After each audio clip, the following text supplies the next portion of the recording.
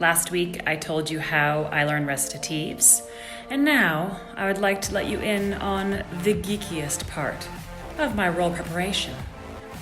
Behold, the opera flowchart. This is a flowchart of all the different scenes that Donna Elvira is in, and So what I do is I go through my role and I make myself sort of a flow of how the role is going to go.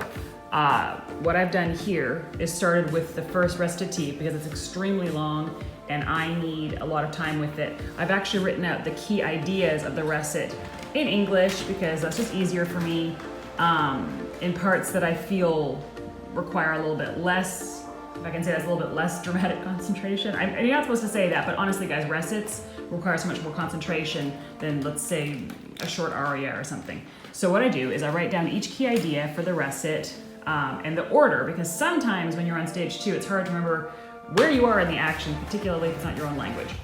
So that's what I do. And then I make a chart of like everything where I'm on stage. So I'm on stage here for this recit, then Leporello sings an aria, and then I sing a recit myself. I go away, come back. I do this for the entire act, and then even for this I had to break down the act because there's so many little interjections, it's too annoying otherwise. Then I get into Act 2, I do the same process. Again, when I have a longer recit with more twists and turns, I put it into English, and I made a mistake there.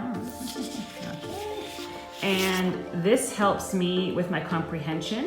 It helps me get through this giant, however many 450-page score, and it ensures that I feel confident when I go into staging because I have a flow of where I am taking the character. So this flowchart is super easy to create and it works for every role. I think it's especially effective in Mozart roles where you have a lot of small interjections or you're on stage for a lot of other people's arias. It's also good for through composed roles. I think it's important to remember that just because you're not singing doesn't mean you don't need to be engaged.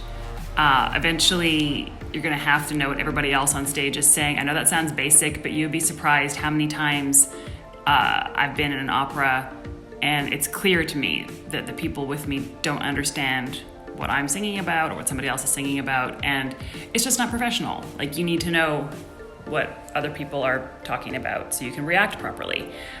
So this chart helps me to make sure that I'm mapping all of that out. I hope it's a useful tool for you, and I will see you all tonight for Living Opera, where we talk about managing tension in the body.